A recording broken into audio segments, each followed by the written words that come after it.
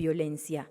Mucho más allá de cifras y de la invitación a pintar nuestro mundo de naranja, como lo señala el Día Naranja, cada 25 representa la oportunidad para sumarse al llamado de la no violencia contra las mujeres y contribuir así a un mundo libre de discriminación, desigualdad y actos de violencia hacia las mujeres y niñas. En el marco de esta importante fecha, el Día Naranja y el Mes de la Etnia Negra, el Tribunal Electoral, a través de la Oficina de Igualdad de Género, con el apoyo de IDEA Internacional y el Instituto Nacional de Estudios Democráticos, se complace en darles la bienvenida a la conferencia Violencia contra las Mujeres Afrodescendientes en el ámbito público y privado, por la doctora Alina Torrero, a quien saludamos y agradecemos su participación en este encuentro. Bienvenida.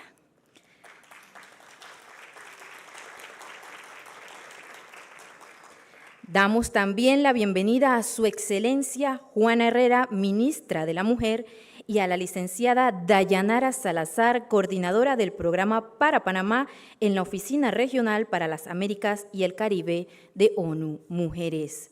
Saludamos y agradecemos la presencia de la magistrada suplente y directora ejecutiva del Tribunal Electoral, Yaribeth Campo, y al gerente de IDEA Internacional, el licenciado Carlos González.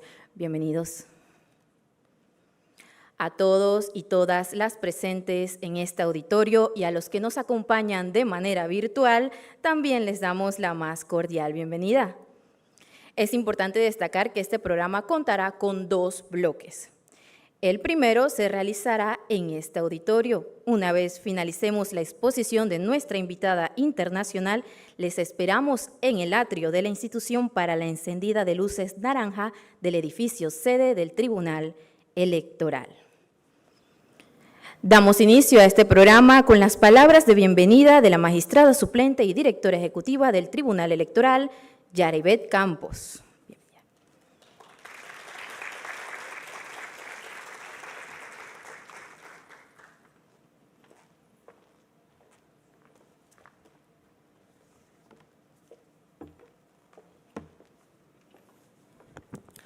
Sí, muy buenas tardes a todos y todas las que nos acompañan.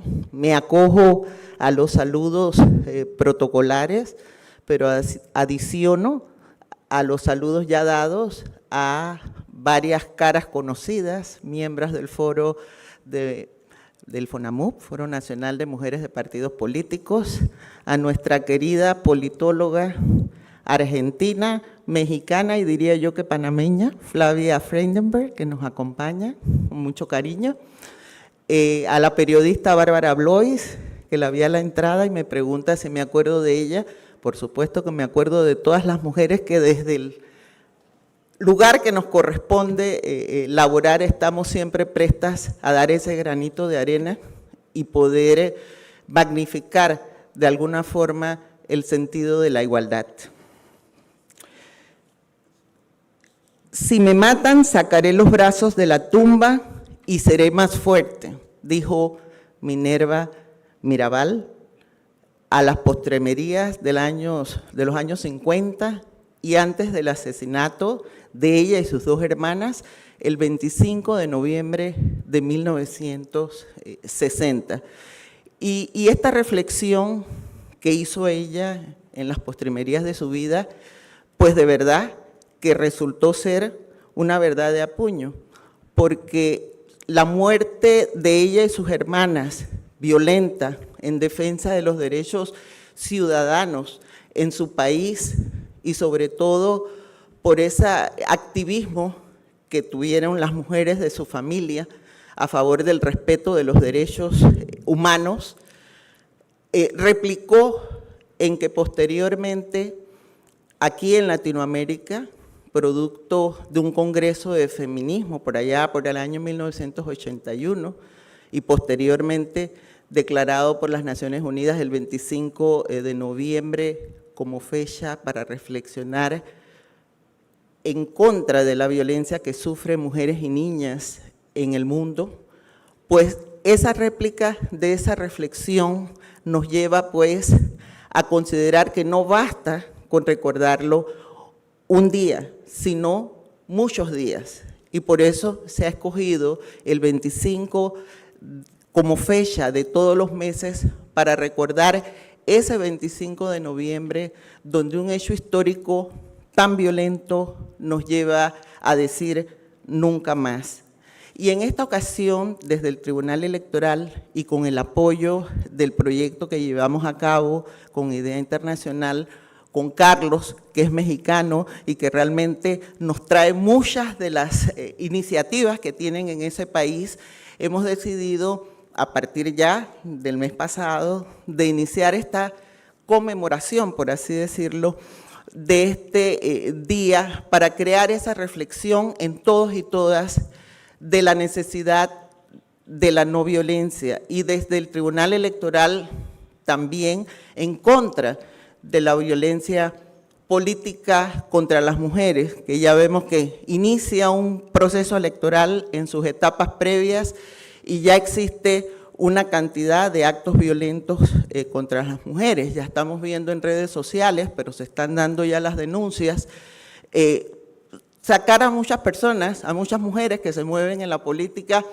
Conversaba yo con la ministra hace unos momentos, desnudas, por supuesto, en fotomontajes, en poses realmente denigrantes, que me pregunto yo si no hay otra cosa con que atacar a la mujer que no sea a través de ese enfermizo deseo sexual que crean en la población. Entonces yo creo que también es un llamado en el día de hoy a esa reflexión que no solo se combate a través de los mecanismos legales, sino a través de crear conciencia en la población y en la ciudadanía de que estos actos dañan, y dañan mucho. No solo dañan a la mujer, daña a la política y daña al país.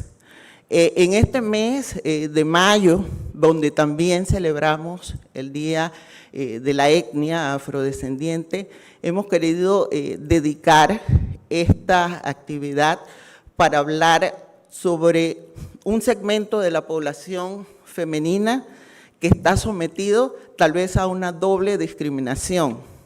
Una discriminación por ser mujer y una discriminación por ser afrodescendiente. Entonces tenemos a la doctora Alina que nos acompaña en esta tarde y que seguramente mejor que yo podrá darnos muchos elementos para que de aquí en más luchemos también por este segmento de la población, por su inclusión dentro de la sociedad y desde la visión de lo electoral, porque existan más mujeres y de diferentes segmentos en la sociedad activándose en la política, precisamente porque entre más mujeres existan en la política, los cambios, estoy segura, serán favorables para toda la sociedad. Dicho esto, agradezco de antemano la presencia de todas y todos, y espero pues que disfruten esta actividad que, como ya anunciamos, va a tener dos segmentos, por decirlo, uno académico, representativo e incluso cultural. Muchas gracias.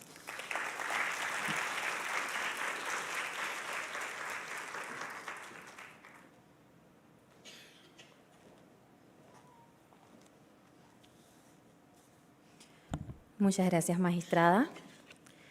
Es importante mencionar que en la pantalla principal de este auditorio se está mostrando un código QR. El mismo contiene el calendario de participación política de la mujer que ustedes pueden descargar por medio de su teléfono, un proyecto en el que se colaboró con el PNUD y Idea Internacional y el Tribunal Electoral de Panamá. Lo invitamos a que lo descarguen y puedan disfrutar del mismo. Como siguiente punto, escucharemos la exposición Violencia contra las mujeres afrodescendientes en el ámbito público y privado por la doctora Alina Torrero. El mismo será moderado por la licenciada Erika Jiménez, jefa de la Oficina de Igualdad de Género, quien leerá la hoja de vida de la doctora. Adelante.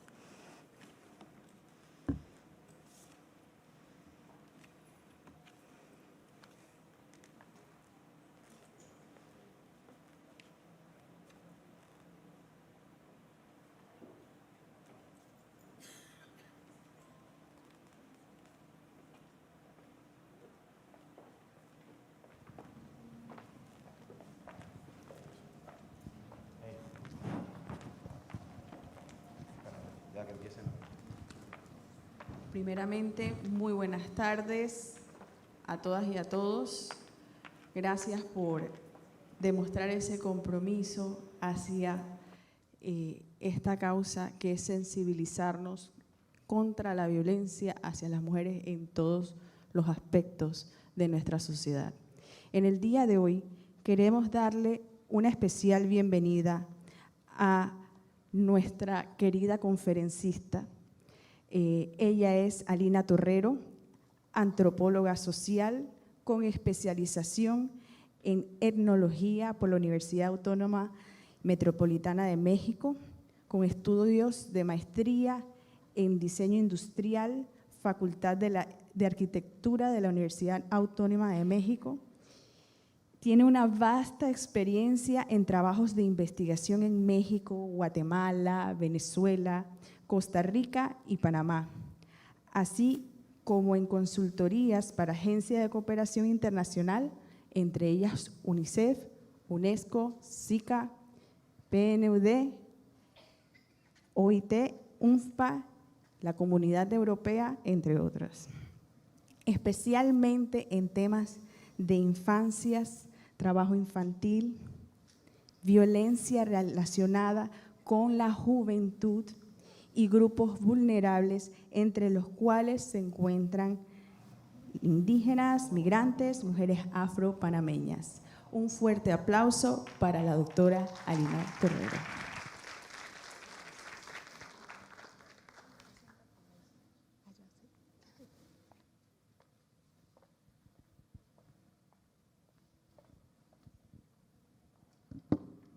Buenas tardes. ¿Sí? ¿Sí me escuchan? ¿O con este? Yo creo que ya se abrió. Bueno, yo preparé algunas filminas para compartir con ustedes, y esta primera que ustedes ven, cuando me invitaron a participar, no sabía exactamente qué podía compartirles. Y en lo que estaba preparando, varias cosas, libros y todos que uno busca para preparar algo como esto ante un público tan versado como ustedes, sonaba en la computadora una canción de Mercedes Sosa. Y en ese momento, cuando yo escuchaba la letra, dije, eso es lo que yo quiero decir. Y me detuve en la canción, y la pregunta que me hacía era, ¿quién dijo que todo está perdido? Y pensaba en miles de mujeres a lo largo de la historia de la humanidad que seguramente respondieron a esta pregunta diciendo, yo voy a poner mi corazón en esto. Entonces eso fue lo que dio pie a lo que voy a compartirles hoy, y si bien es parte de un enfoque antropológico, tiene mucho que ver con mi experiencia de trabajo de campo, particularmente en Panamá. Quiero empezar contándoles a ustedes una experiencia de trabajo de campo en Tolé, Chiriquí. Y voy a hablarlas sin mucho detalle, pero las dos experiencias que les voy a contar de trabajo de campo es para situar a todas las personas que están aquí, que me escuchan, situarlas en cuáles son las violencias que vivimos las mujeres, cuáles de esas estamos conscientes y cuáles han sido las fórmulas y las estrategias de sobrevivencia aplicadas por las mujeres para salir adelante. Esta experiencia en Tolé había terminado más o menos, yo no recuerdo bien si fue un trabajo de campo en el 2008 o en el 2010, pero yo iba con mi mochila cargada de papeles después de realizar un taller, de caminar por horas, con unas botas pesadas que uno lleva al campo, muy cansada, y llegué a la carretera panamericana a tomar el autobús que me llevaría a David. Y yo estaba como loca con ganas de llegar, que pasara el autobús, porque yo estaba literalmente muerta. En la banca de espera, a un extremo estaba yo y en el otro extremo estaba una señora. A lo lejos yo vi que venía el tren, el bus Panamá-David, y yo le hice la parada. Y la señora también. Entonces, bueno, se detuvo el autobús. Yo me subí primero y había un asiento en la primera fila. La señora se subió después a unos 2 o 3 filas después de la mía. Y cuando ya iba a arrancar el bus, una señora que estaba del otro lado de la carretera le hizo también la parada. Inmediatamente yo dije, pobre señora, se va a ir hasta David parada. Porque como tardaban los buses, yo me imaginé, ella se va a ir parada. Cuando la señora sube y ve que no había asientos, ella le dice al conductor, no, yo voy a esperar, yo no me voy a ir parada. Y el conductor le dijo, no, suba, que hay lugar. Y ella dijo, no hay lugar. Y él se acerca a la señora que había subido conmigo y le dice, bájate. Y le dice a la señora, siéntate. Siéntese. Y yo, como estaba detrás de él en la primera fila, dije, no sabía ni cómo responder. Y la señora que había subido conmigo, que llevaba muchísimos paquetes, agarró sus paquetes dispuesta a bajar. Y la otra señora comenzó a caminar dispuesta a sentarse. Pero entonces yo me metí en el medio y no dejaba que ninguna de las dos avanzara y dije, no, es que señora, disculpe, pero es que no hay lugar y la señora no puede pararse para que usted se siente. Y ella, se iba a bajar y el conductor me dice, no se preocupe, señorita, los indios están acostumbrados. Y le dije, no, es que no se trata de si los indios están acostumbrados, se trata de si ustedes están acostumbrados. Y ella no se va a bajar. Y la señora indígena me empujaba, que ella sí se bajaba, y la otra señora, que si se bajaba o no se bajaba. Y yo indignada comencé a echarme un rollo teórico, vanguardista, militante, no les quiero decir. Y la gente del autobús comenzaron a decir, cállense, dejen eso, que tenemos prisa, ya nosotros queremos llegar, dejen que la India se baje, que se baje la India. Y entonces la señora me empujó, agarró sus bolsas y se bajó. Y la otra señora fue y se sentó. Y yo agarré mi mochila y me bajé. Nos bajamos las dos y en la banca ella volvió a sentarse otra vez. ¿Dónde estaba? Yo dónde estaba, en el silencio de las dos, a la espera de otro bus. Eso pasó en Tolé. En el 2019, a cargo del primer diagnóstico de la situación afropanameña, estaba con mi compañera de trabajo en Darién e íbamos a La Palma de Darién. Allí teníamos que tomar una lancha, llegamos a La Palma y teníamos que llegar a las oficinas del SINAMU, es decir, las oficinas del Instituto de la Mujer, en ese tiempo instituto, y era la representación ahí en La Palma. Bendito SINAMU y todos los SINAMUs. Llegamos ahí a La Palma, no sabíamos dónde estaba el SINAMU y vimos taxis, ahí habían taxis y taxis. ¿Y a dónde van? Nosotras con el montón de cosas y dijimos, vamos a las oficinas del Instituto de la Mujer. Y dice el señor, ¿Dónde mandan las mujeres? Y nosotras dijimos, sí, vamos donde mandan las mujeres. Seguro, y íbamos pasando, y cuando vamos pasando en el taxi, vemos lo del Sinamu. Señor, pero si es ahí. Y nos dice, pero no me dijeron que iban a donde mandan las mujeres. Y le dije, sí, pero ahí no es. Le digo, pero nosotros vamos ahí. Y nos bajamos. Apenas nos bajamos, pregunté qué era eso del lugar donde mandan las mujeres.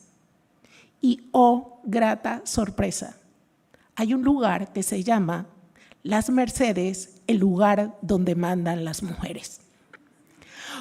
Cuando llegué allí, de una vez dije que yo quería conocer de ese lugar. Eso no era parte de mi investigación, pero yo no me podía regresar de allí sin saber eso. Y en el Sinamu me consiguieron una entrevista con una de las personas que había estado allí. Ay, perdón por estar en el chisme.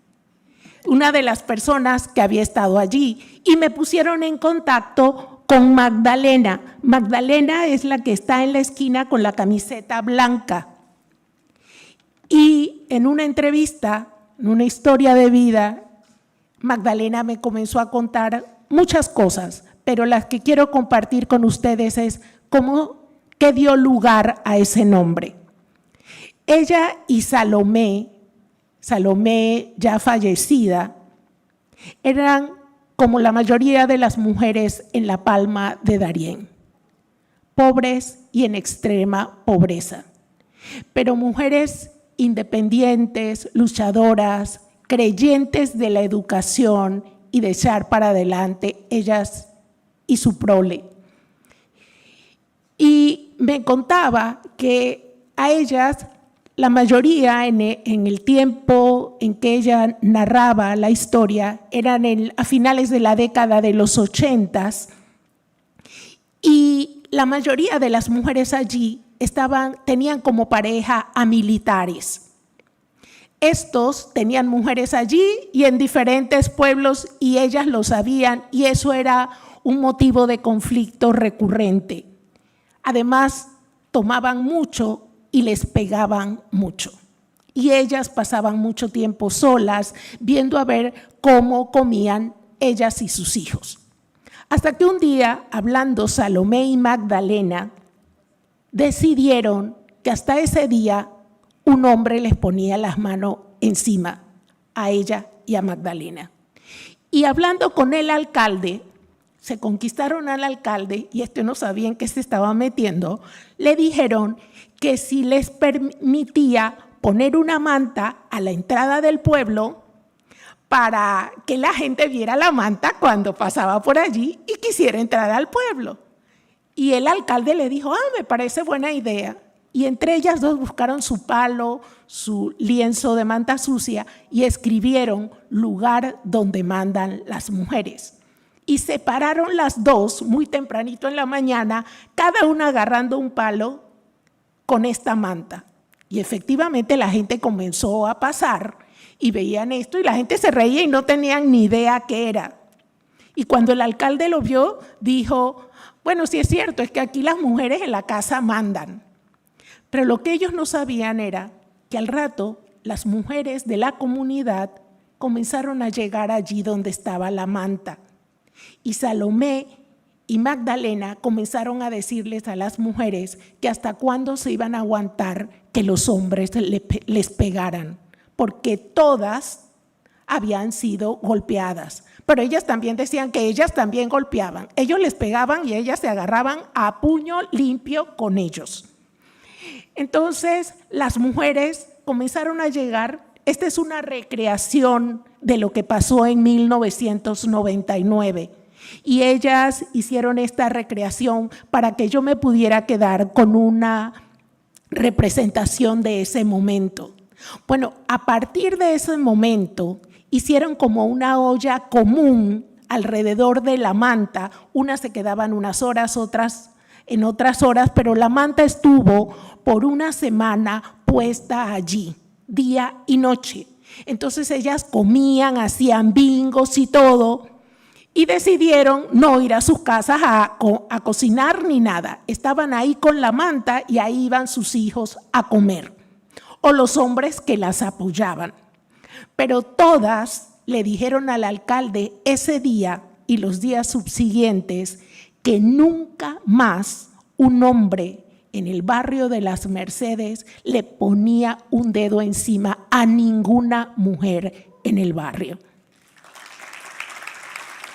Y desde ese día, y me enseñaron los recibos de luz, de agua, dicen Las Mercedes, barrio donde mandan las mujeres.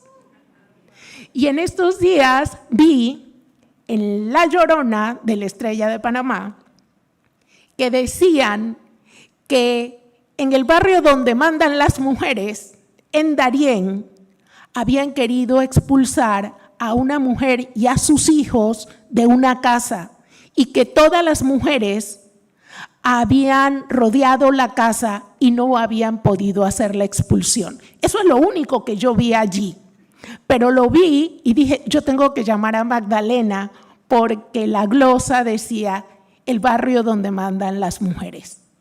Entonces, para mí, estas dos experiencias son muy claras de las luchas que viven las mujeres y las mujeres pobres en este país y también de las formas que cada una y comunitariamente buscan para superar estas situaciones y las estrategias de sobrevivencia que tienen a la mano. A partir de estas dos experiencias de campo y centrada ahora sí en la mujer negra o afropanameña, quiero decirles que suele decirse que las mujeres negras todas venimos del mismo lugar y somos iguales, como un conglomerado homogéneo, y eso no es cierto. Si bien es cierto, la evolución de la humanidad parte, hasta el momento el registro arqueológico nos devela que partimos todos del África, una vez que fuimos sustraídos de ese continente a través de la trata de esclavos y esclavas y llegamos a diferentes regiones, se generó una nueva cultura. Y esas nuevas culturas están signadas por geografías distintas, por lenguas distintas, por áreas diferentes y ya en un momento de desarrollo del capitalismo, por clases sociales diferentes. Somos distintas. Para mí, la categoría mujeres afropanameñas, que es una categoría en plural, nunca en singular, es una categoría en construcción, en Panamá por lo menos. Nos toca definirnos, nos toca discutirnos y nos toca sentar bases definidas por nosotros, no por convenios, no por el discurso occidental contemporáneo. Entonces nos toca definirnos. Y estamos signadas por culturas diferentes y también tenemos situaciones, demandas e intereses diferentes. La experiencia en la investigación del diagnóstico de mujeres afropanameñas me llevó a trabajar con mujeres de clase media y media alta. En Panamá hay mujeres negras, ricas. Hay mujeres de clase media alta, no solamente mujeres pobres y muy pobres. Y también me llevó a trabajar con mujeres de diferentes regiones, entre ellas Los Santos, cuna de la panameñidad, o por lo menos eso es lo que se suele decir, y una panameñidad blanca. Y me llevó también a trabajar con mujeres de distintas edades y mujeres que su vida fue transformada dependiendo del tipo de educación que tuvieron. Si experimentaron educaciones de calidad, son mujeres que en el discurso actual podrían ser llamadas mujeres exitosas. Las mujeres pobres y en extrema pobreza, negras, están en esa condición no por ser negras, o quizás porque son negras o regiones ocupadas por los negros y las negras, hay un descuido del Estado, del gobierno y de la ciudadanía para atender sus derechos. Quiero decirles que hay muchas cosas que destacar también, producto del movimiento afropanameño, conformado por hombres y mujeres. Entre esos que aparecen aquí, permítanme irlos leyendo, las organizaciones afropanameñas, yo creo que son las responsables primarias de que hoy estemos tocando ese tema aquí en Panamá. No se lo debemos a nadie más. Han sido ellas y ellos que han caminado, que han estado día y noche mencionando una lucha histórica negada en este país. También cada vez hay una presencia de la población afro en aumento. Hay normativas nacionales que el Estado panameño es signatario y eso además, en los casos en que son vinculantes, hay que dar informes, entonces quieran o no quieran, tienen que hacer cosas para no quedar tan en feo, aunque eso muchas veces no es preocupante para nuestros gobiernos. Y está la Secretaría Nacional de Afrodescendencia, que espero que ya tenga más recursos para desarrollar tantos planes. Tenemos presencia ahora el Ministerio de la Mujer, los SINAMUS. ¿Qué les quiero decir en ese diagnóstico? Fue clave el trabajo que hicieron los SINAMUS con nosotras, trabajando con las uñas, pero mujeres altamente comprometidas con todo lo que en ese momento el Instituto de la Mujer les demandaba.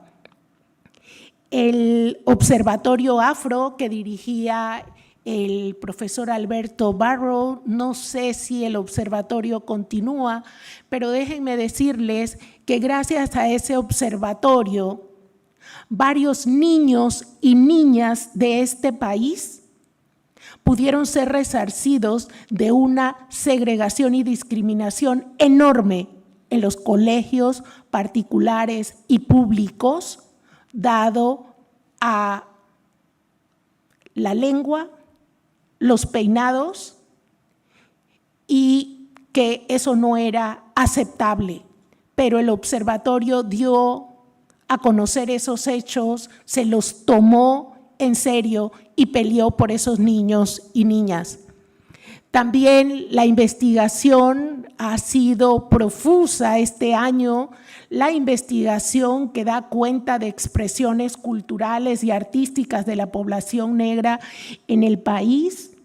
Hay un recorrido internacional, cada vez se conoce mucho más de la realidad de la población afro en Panamá, e institutos de investigación a nivel de Europa, de Estados Unidos y de América Latina, cada vez más interesados en el planteamiento de Panamá, porque Panamá tiene particularidades que no tienen muchos países de la región.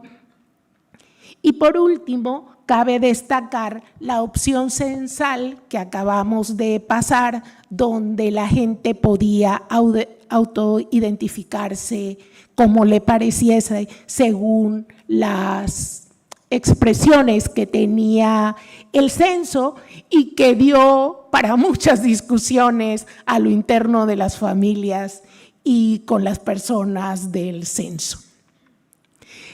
Ante esa realidad, ante eso que hay que destacar y en lo que se ha avanzado, ¿Qué es lo que yo consideraría desde el plano de la investigación en lo que debemos avanzar?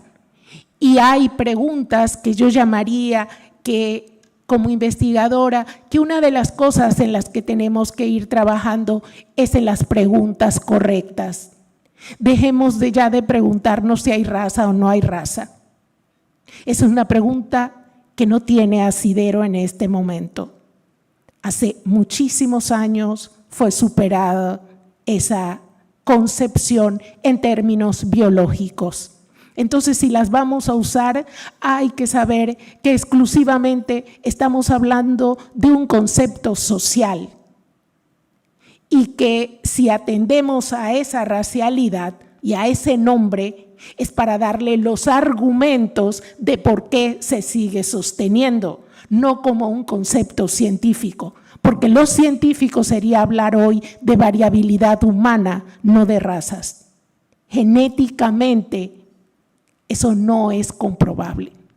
Tener diferencias fenotípicas o similitudes fenotípicas no significa que estamos hablando de raza. Estamos hablando tan solo de variabilidad humana. ¿Sí? Entonces, ¿qué es lo que nos diferencia? Efectivamente, somos grupos humanos diversos. Eso es innegable. Pero creo que la diferencia estriba en que no queremos reconocer el papel de la variabilidad humana y cómo, a partir de un concepto errado como el de raza, justificamos una serie de acciones, concepciones y normas que niegan derechos. Esa sería la pregunta. Quizás por ahí podríamos avanzar en los derroteros que nos planteamos. Pero aquí hay una cosa muy importante a tomar en cuenta. Para que eso suceda, se ha instaurado un orden social que justifica la utilización del concepto de raza social y toda la serie de estereotipos, prejuicios y un sistema racista que lo sustenta. Quiero señalar aquí también que racismo y discriminación no es lo mismo y que equivocadamente suele usarse como sinónimos y como que puede uno reemplazar al otro o tienen la misma implicación. Por supuesto que no. Yo no sé si alguna vez la humanidad podrá superar las discriminaciones, no lo sé. Pero el racismo es un sistema instaurado que niega derechos. Ahí es donde radica el asunto. Puede que alguien en esta sala o cuando yo llegué aquí, alguien me vio y me miró feo por ser negra. Bueno, ese es su problema, ese es su derecho. Y puede mirarme feo y me está discriminando, pero eso es una cuestión volitiva. Pero si esa persona, por verme negra, puede tomar y dar la orden de que no me dejen entrar, está violando un derecho que yo tengo. Eso es racismo. Si por racismo, aquellos elementos que si por este tipo de acciones, todos aquellos elementos que me adjudican a mí derechos por el solo hecho de ser persona, salud, educación, vivienda, trabajo, salud mental, trato igualitario, acceso al trabajo, acceso a la política. Si a partir de hechos, estereotipos y formas se me niegan esos derechos, estamos hablando de racismo. Y racismo es no solamente mirarme feo, es que se está actuando en función de un orden social que favorece una práctica que me niega derechos. Si alguien me saca la lengua, bueno, pues yo veré si se la saco o no se la saco. Si alguien me halla bonita o fea, bueno, ese es su problema. Pero si porque me ven negra, no me permiten que yo pueda ser consultora en Naciones Unidas, eso es racismo. Entonces, este orden social que está instaurado en este país ha marcado cuáles deben ser las estéticas, las culturas y las oportunidades a favor de uno y de otros grupos. Y además, ese orden social ha generado una dimensión social. Y tan es así que por barrios, aunque no esté establecido formalmente, aquí si la gente dice Río Abajo, la gente piensa en una estética y en un grupo de personas. Si la gente habla de Colón, es que colonensa tenía que ser. Si la gente habla del Zorrillo, es que esos negros son maleantes. Pero de la misma manera, si se hablan de guetos de élite, que eso es un término muy mío, si se habla de Santa María, de Costa del Este, de Punta Pacífica, también hay un gueto allí, pero un gueto de élite. Y hay una serie de estereotipos respecto a la gente que vive allí. Y hay montones de casos en Panamá, aún de deportistas valiosos, de políticos y políticas valiosas, que han ido a rentar un departamento en esos guetos de élite y la administración les ha dicho, es que aquí no se quiere que haya gente negra. Eso es racismo, eso no es discriminación, eso es racismo. Porque hay esa dimensión social y que lo justificamos, ¿eh? Lo peor de todo es que decimos, claro, es que esa gente, claro, sabe que a la hora que le dan pie a que esos negros vayan allá, van a estar los parking, de una vez van a ver el ruido, de una vez respondemos a una serie de estereotipos. Es como si nos tocaran y nos sale inmediatamente la pus llena y cargada de estereotipos. Como les hablaba de necesidades, preocupaciones y aspiraciones diferentes, quiero mencionar de las mujeres pobres y en extrema pobreza. Las mujeres ricas, negras en Panamá, tienen otros problemas. Tienen el problema del techo de cristal. Puede que ellas tengan el problema de lo privado y lo público. Las mujeres pobres no entienden de espacio público y privado. Toda la vida han estado en el espacio público. Toda la vida han estado trabajando. No han tenido la fortuna de quedarse en su casa, ni de tener un lugar propio para producir. Entonces, lo del espacio público y privado también está para las mujeres negras ricas. Y contrariamente a lo que se piensa, en Panamá hay mujeres negras ricas y en Colón hay mujeres negras ricas y muy preparadas. Contrariamente al estereotipo con el que suele mirarse a la mujer de Colón. Las mujeres pobres, urbanas, señalaban que su gran miedo estaba en la frustración de sus hijos y sus hijas, porque ellos son los que llenan las cárceles y los centros de custodia. Porque ¿saben qué? El abandono estatal, enmarcado en formas y en prácticas racistas, los ha dejado a un lado. Pero ¿saben quiénes están detrás de ellos? Todas las formas organizativas del delito, todas están detrás de las infancias y las adolescencias pobres. Está la droga, la prostitución, el robo, y los muchachos y las muchachas están dispuestos a entrar a eso por años e historias de ver que no hay salida.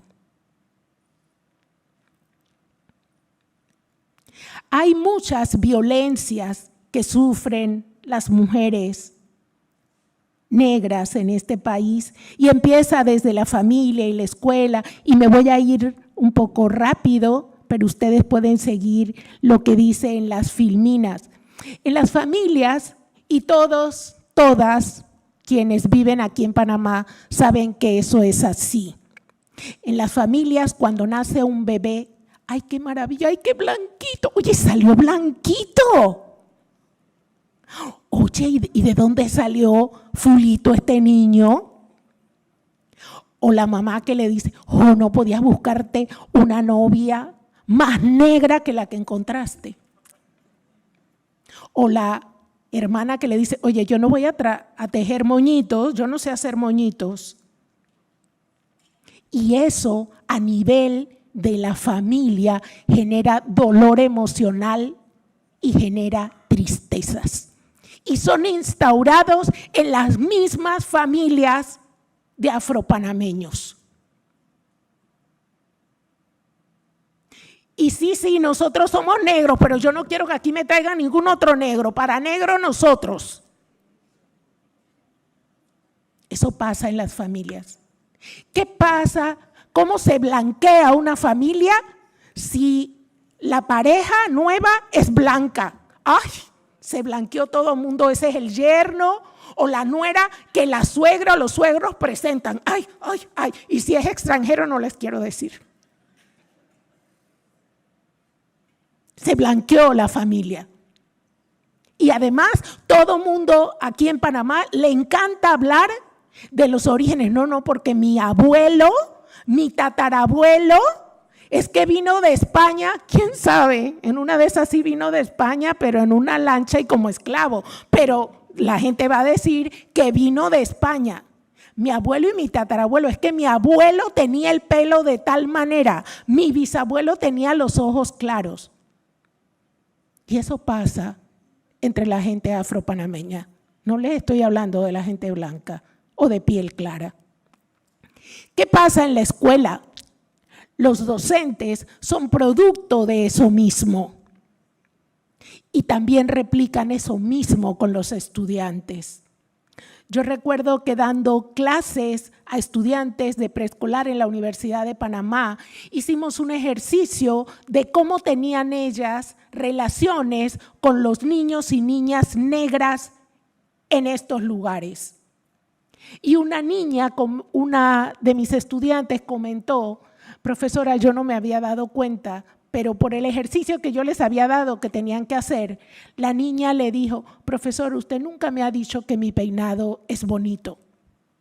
Y yo quiero que me diga que yo estoy peinada bonita.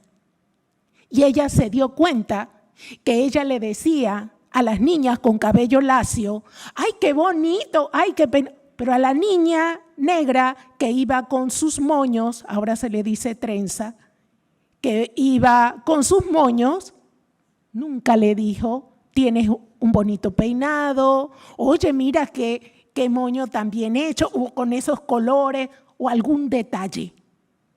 Eso genera dolor emocional. Y cuando la gente habla y dice, ay, que son negros acomplejados, no es que son negros acomplejados ni negras acomplejadas. Es que saben que su fenotipo es devaluado socialmente y que hay un orden social que sostiene esa negatividad respecto a su fenotipo. Eso no es complejo. Eso no es que hay problema de autoestima. Eso es reconocimiento de una dimensión social que rechaza cotidiana y consuetudinariamente lo que soy. Y empieza por la propia corporeidad.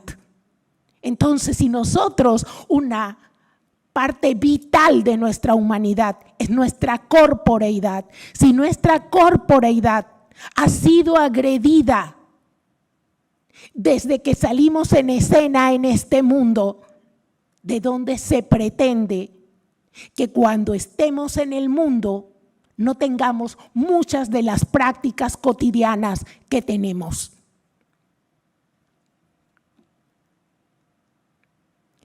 El trabajo, las oportunidades, quizás sobre lo que más se ha discutido, tiene que ver con el trabajo y las oportunidades, y por eso no voy a ahondar más en eso. Las mujeres políticas que están aquí, las representaciones gubernamentales, quizás estas son las líneas en las que más han trabajado, pero yo les digo que las otras están de manera subyacente, obnubiladas, pero están permeando con mucha fuerza.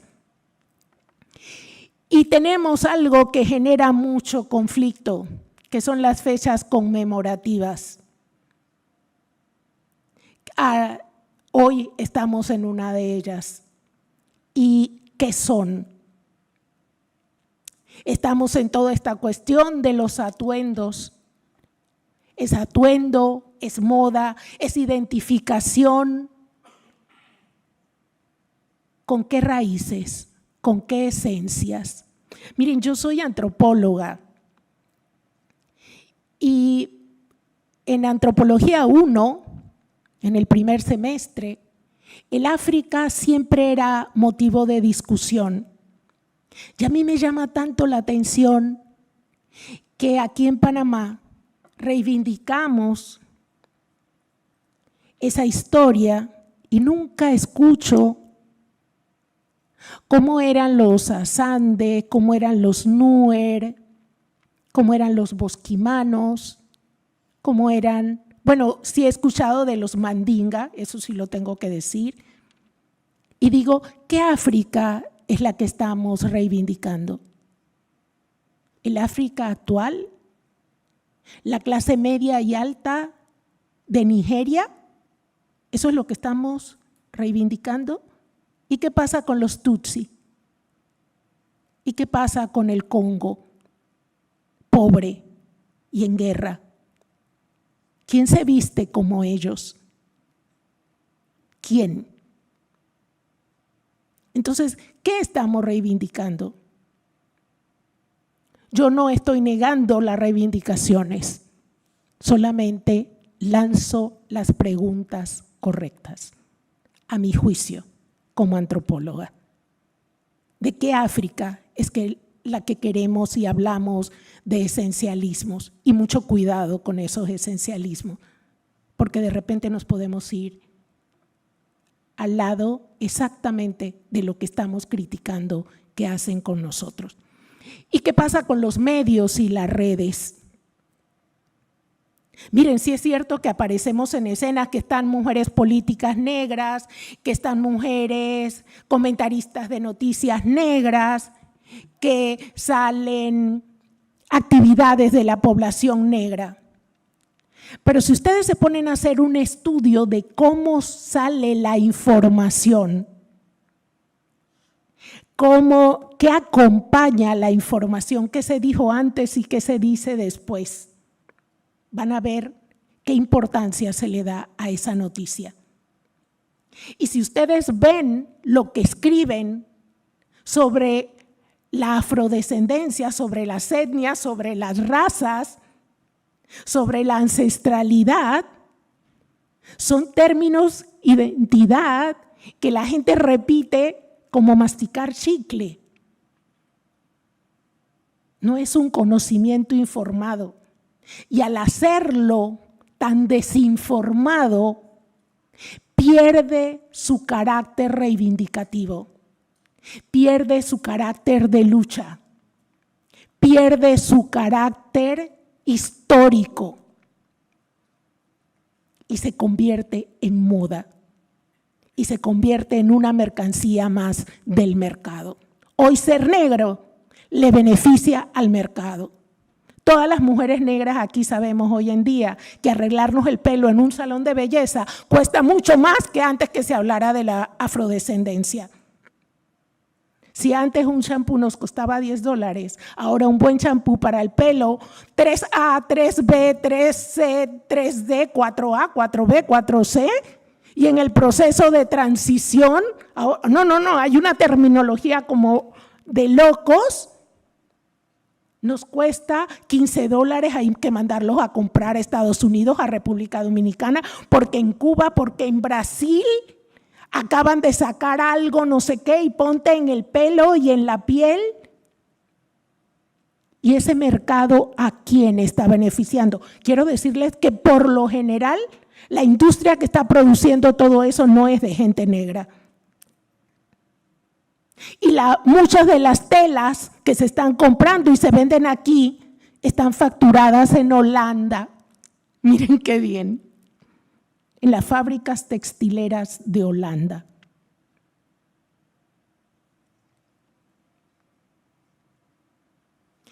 En las conversaciones diarias, que ya sabemos, nada más me voy al último ejemplo, estas transferencias, dicen, ay, bueno, yo no tengo ningún problema con que la gente negra trabaje conmigo, pero es que los clientes no quieren gente negra.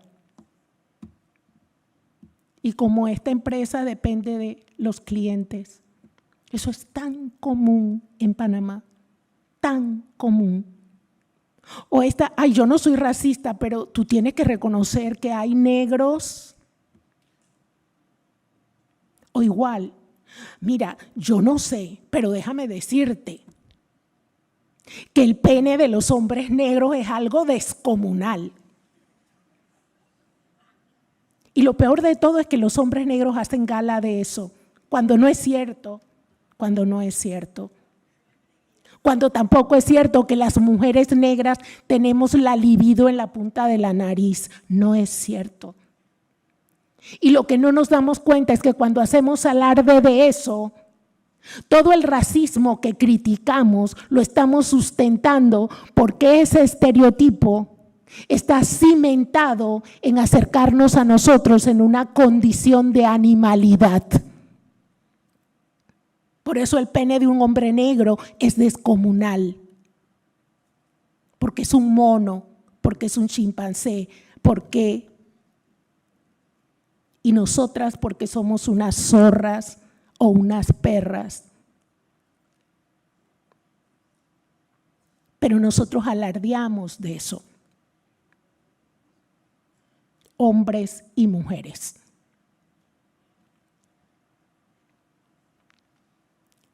Y bueno, siguiendo con lo de las preguntas correctas y ya casi para finalizar, que creo que me he alargado más de la cuenta, diría yo, y las preguntas claves para mí estriban en qué deben apuntar las políticas públicas ante esta realidad.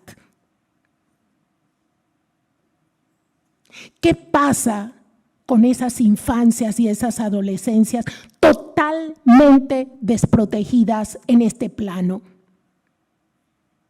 Están solos, están solas y el delito está detrás de ellas. Y en Portobelo atracan yates en búsqueda del cuerpo negro de chicas y chicos. Y muchos no son homosexuales. Pero como decían, señora Lina, si me pagan, me lavo y no pasó nada. Y está la droga. Y si esas cosas las sé yo, que soy una simple antropóloga en el campo, me van a decir a mí que quienes están encargados de estas cosas no lo saben. Entonces la pregunta es, ¿qué estamos haciendo? ¿Qué queremos hacer? ¿Hacia qué apuntamos? Y en el caso de las organizaciones de mujeres, en realidad lo más importante es la cantidad. En realidad lo más importante es aparecer en escena. En realidad, lo más importante es tener mujeres negras que se vean en la política. Eso es lo más importante.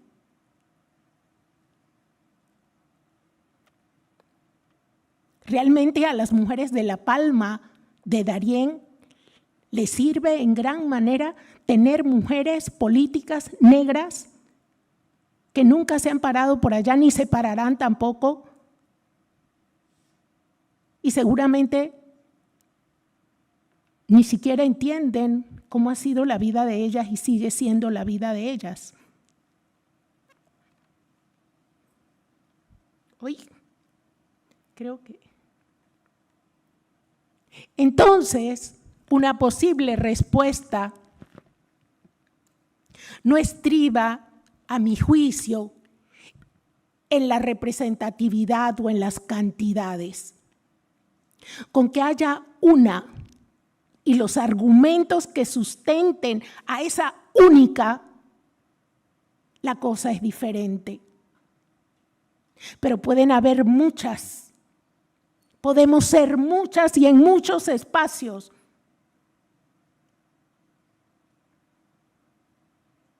Y si siguen reproduciendo ese orden y esa dimensión social, no ha cambiado nada. Porque se comporta igual que lo que estamos tratando de rebasar desde hace siglos. Entonces se trataría de explicar cómo esa desigualdad, cómo esa violencia del racismo niega derechos. De eso se trata.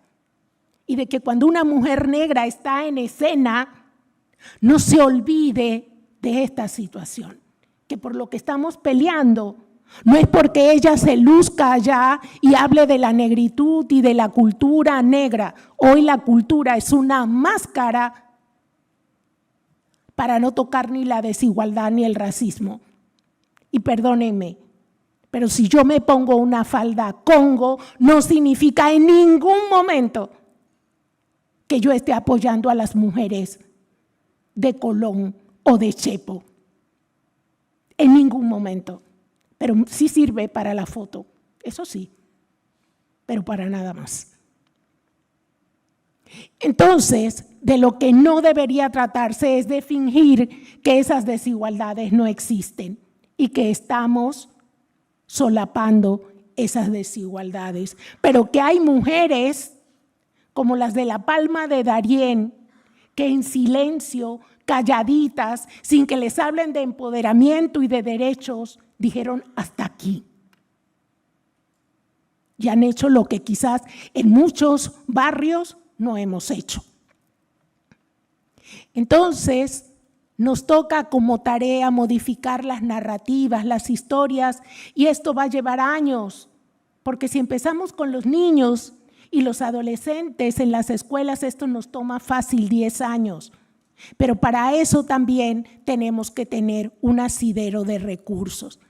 Entonces yo puedo concluir esta plática hoy de mis experiencias como antropóloga y con el diagnóstico sobre la situación de las mujeres afropanameñas, diciendo que más de 200 mujeres a lo largo de este país, en especial, o sea, hubo mujeres de clase media alta, empresarias, académicas, políticas, deportistas, jóvenes, adultas mayores. Hubo varones porque hubo también un trabajo para un grupo de control. Algún día les platicaré lo que dijeron los hombres al respecto. Pero en especial las mujeres pobres y en pobreza extrema, rural y urbana, me platicaron de sus estrategias de sobrevivencia y yo creo que ellas tienen recetas para el camino a seguir. La pregunta correcta sería, ¿por qué no escucharlas? Gracias.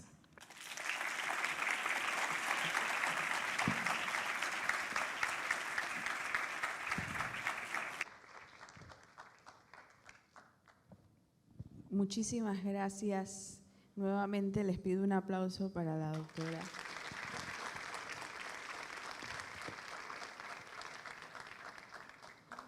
Definitivamente como sociedad, como país, como mujeres, aún hay mucho que trabajar. Es por ello que tenemos un pequeño espacio para preguntas y respuestas hacia la doctora. Les invitamos, pues, a levantar la mano.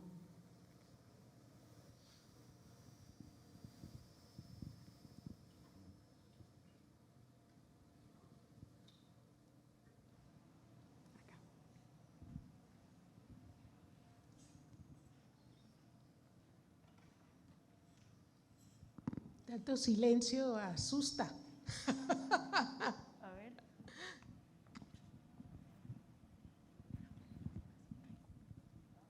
Gracias. Para aquellos que no me conocen, mi nombre es Rudelda Guzmán. Soy la presidenta de la Secretaría de la Mujer del Partido País. Y quiero felicitarla.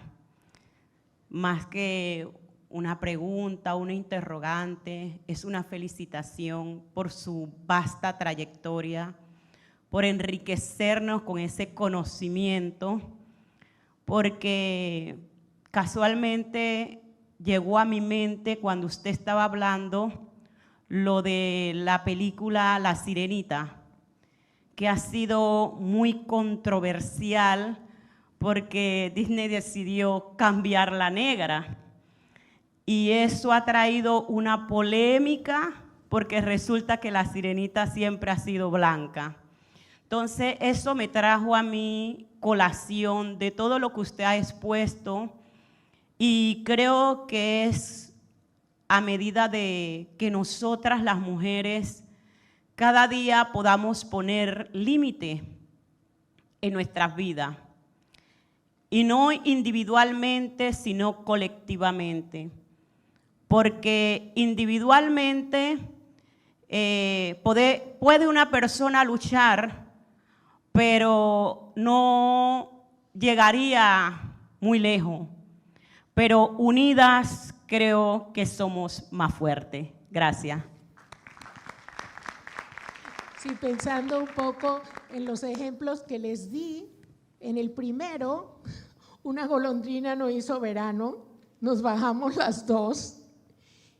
En el siguiente ejemplo que les compartí, ellas unidas lograron algo increíble.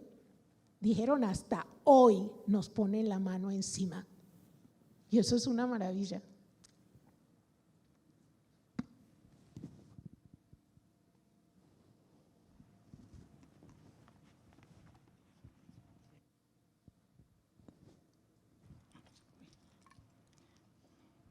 Muchas gracias. Buenas tardes.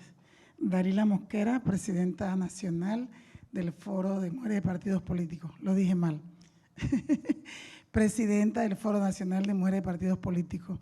Buenas noches, mi ministra. Buenas noches, mi magistrada estrella, la magistrada Yara Campos, y todas aquí presentes. En verdad,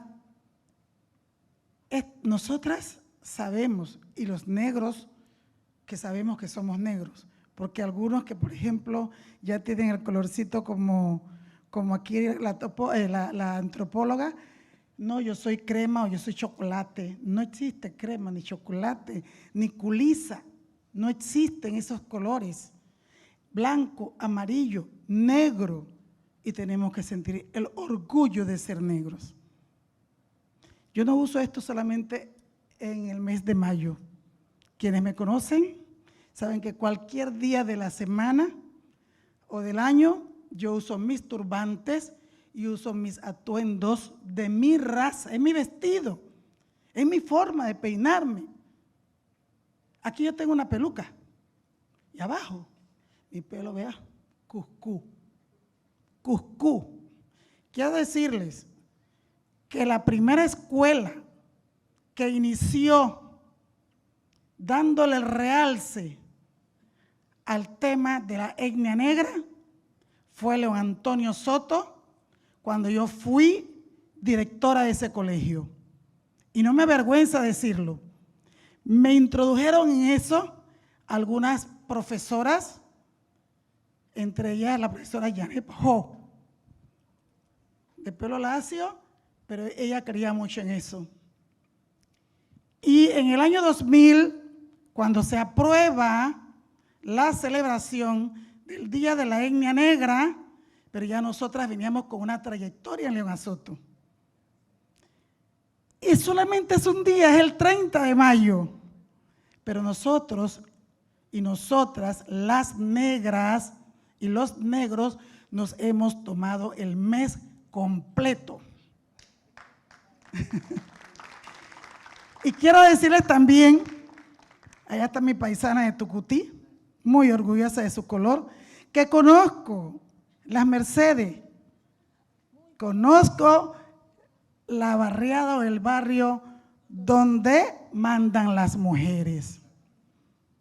Cuando fui directora, cuando fui subgerente del banco hipotecario, esa barriada se hizo con unos terrenos del banco. No están legalizadas y me decían, yo creo que contigo podemos hacer que se legalicen. Y llegué a ir. Pero ¿cómo? Si hacía que se legalizaran esos terrenos, significa que tenían que empezar a pagar. Y no tienen cómo empezar a pagar. Y yo dejé a mis mujeres negras de mi provincia que sigan viviendo tranquilamente y criando a sus hijos. Le pregunto aquí ahora sí, disculpen ustedes la perorata que le he dado. Le pregunto a la antropóloga, ¿qué es preferible decir? ¿Negra o afrodescendiente? Entiendo que han querido acuñar el término afrodescendiente para que mujeres como yo, que dañé mi raza con mi segundo matrimonio, la dañé. Cuando mi mamá decía, tienes que mejorar la raza, mi primer esposo era negro como yo. Y ahora digo, nada más que una sola hija tuve para conservar la raza. ¿Qué dice usted que no debe decirse raza? ¿Verdad? Entonces yo dañé mi raza, dañé mi etnia. 3 hijos tuve. Mi esposo blanco, los ojos verdes, fulo, dañé mi raza. ¿Qué es mejor decir? ¿O cómo nosotros hacemos que se incorporen más, que se sientan más empoderadas? Decir, afrodescendiente, soy afrodescendiente o soy negra. Mis hijos se saben negros. Los 3 que tuve con mi segundo esposo se saben negros. Pero ¿qué es mejor decirle? ¿Son negros? Decía mi tercer hijo, yo no soy negro, mamá, yo soy muleto. Yo soy muleto. ¿Cómo que muleto? Sí, mamá, los hijos de blanco con negro son muletos, porque él era hombre, él no decía mulato, sino muleto. Entonces, le doy la palabra a la… Sí, gracias. Sí, bueno, esa es la pregunta del millón y creo que fue de las preguntas claves para el censo. Y se terminó optando por la autoidentificación, porque ¿con qué se sentía la gente identificada? Por ejemplo, yo le doy la experiencia en el diagnóstico. La gente de mayor edad no estaba de acuerdo con lo de afrodescendiente y decía, no, nosotros somos negros, porque eso de la afrodescendencia viene de algo que instituyeron en un lugar, pero nosotros hemos sido negros de siempre y moriremos siendo negros. La gente joven,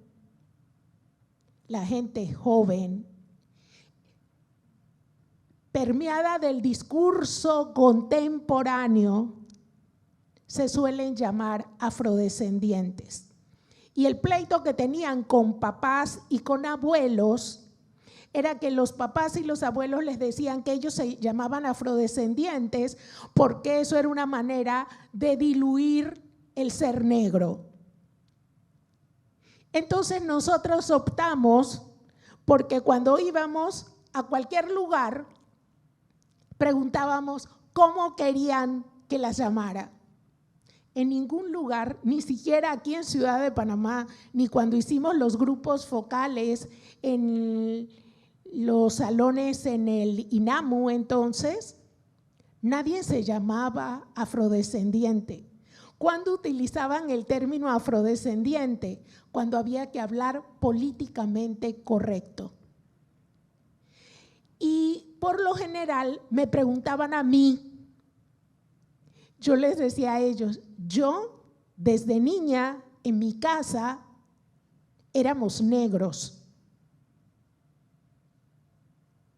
Y yo nunca tuve problema con eso, porque éramos negros. Y a mí, yo prefiero de verdad, me siento más ubicada técnicamente, científicamente, puedo avalar mucho más y puede ser más reivindicativo para mí usar el término negro. Entiendo que el término afrodescendiente, por una convención del mundo global y de buscar también una forma de incluir a la diáspora y todas estas etiquetas que hay en la mayoría de los países, que van desde la gente más clara a la gente más oscura, bueno, lo englobaron con afrodescendientes, pero también pasa algo con la afrodescendencia, como va a pasar con el caso de sus nietos seguramente, y con el caso de muchos, porque a la hora de la variabilidad humana,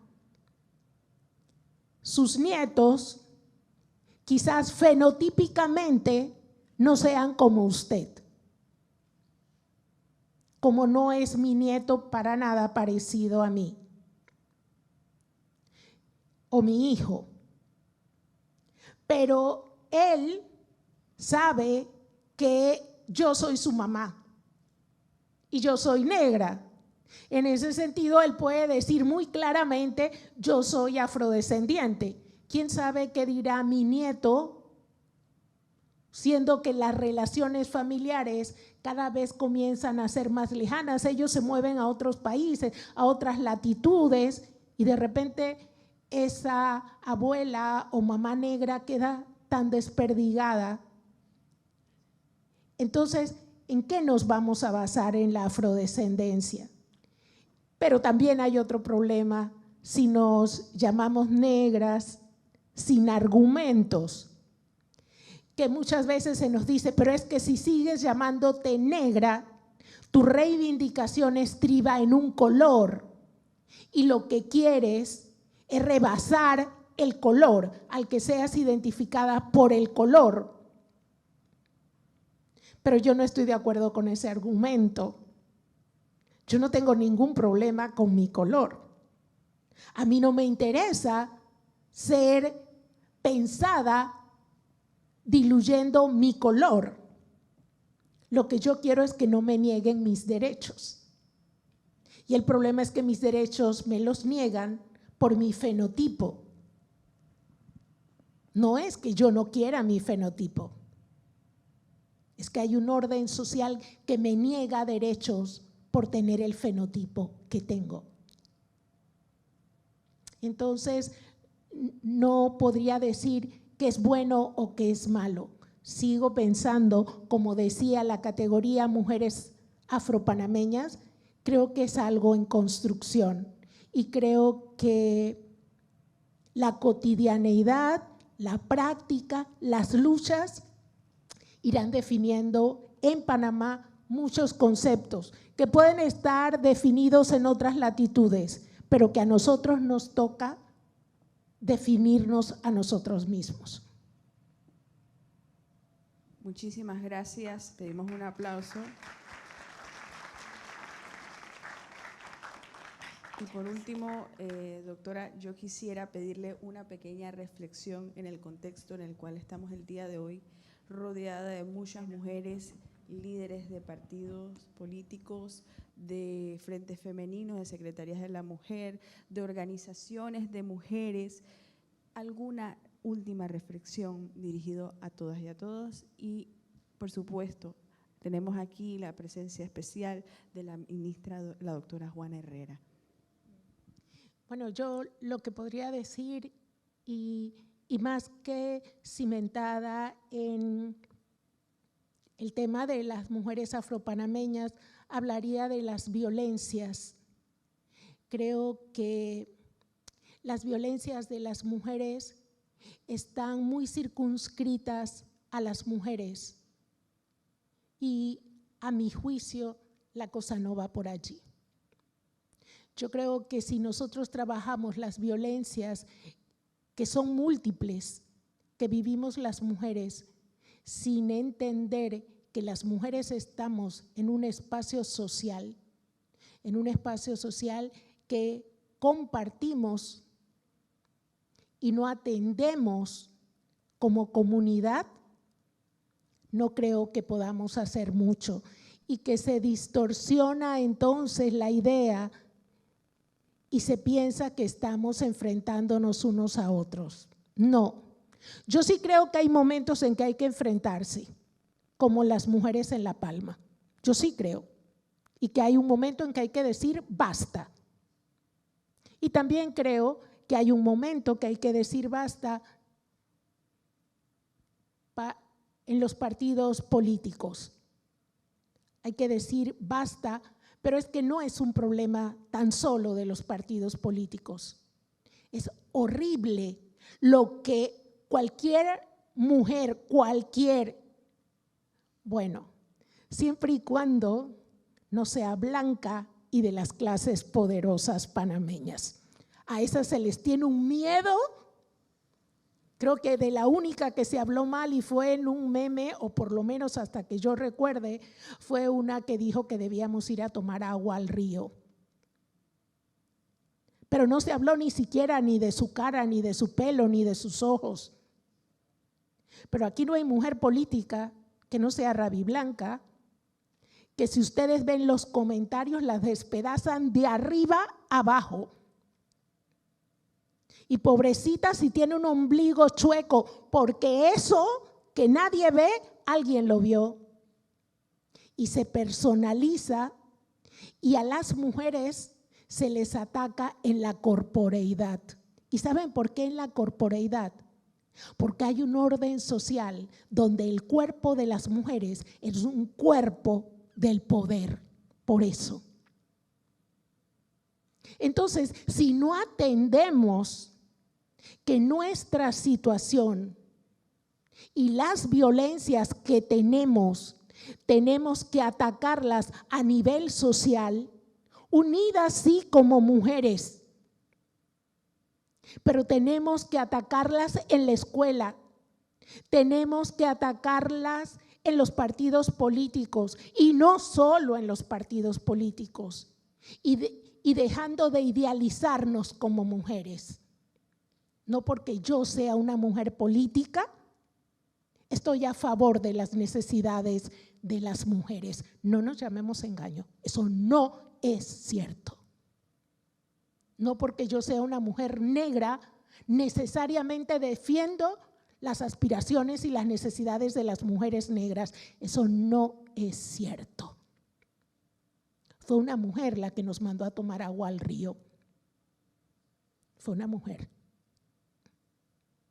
Y aquí hay mujeres que hablan, que uno dice, desmitifica toda esa idealización que se ha hecho de nosotras. Nosotras no somos lo máximo. Quítense esa idea de la cabeza. No somos ninguna perita en dulce.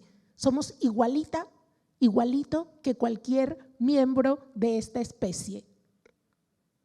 ¿Dónde estriba la diferencia? En que a nosotras se nos han negado derechos. Ahí es donde está la diferencia. Pero no porque seamos mejores, ni porque a la hora que evolucionamos como especie nosotras somos más perfectas, no. Podemos hacer lo mismo que los otros. Pero hay una tarea colectiva que no debemos perder. Se trata de involucrar a los niños, a las niñas. No las dejen, están solos. Los adolescentes están solos. Estamos peleando cosas importantes, sí, pero mientras la droga, la prostitución, el robo está devastando a nuestra niñez y a nuestras adolescencias.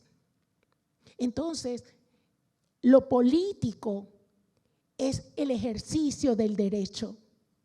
Utilizar esos espacios ganados a pulso, sí, con sudor, pero cuando están allá, reivindicar derechos, no cantidades, no votos, no adherentes, derechos. Eso es lo que queremos escuchar de las mujeres que hoy están en escena, que tienen poder y que pueden asignar poder a otras mujeres. Es lo que yo podría decir.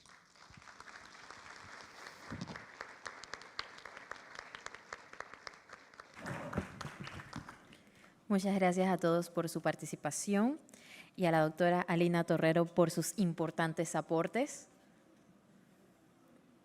Ok, llegó el momento de dar inicio al segundo bloque de esta jornada, por lo que le invitamos a la parte externa de este auditorio.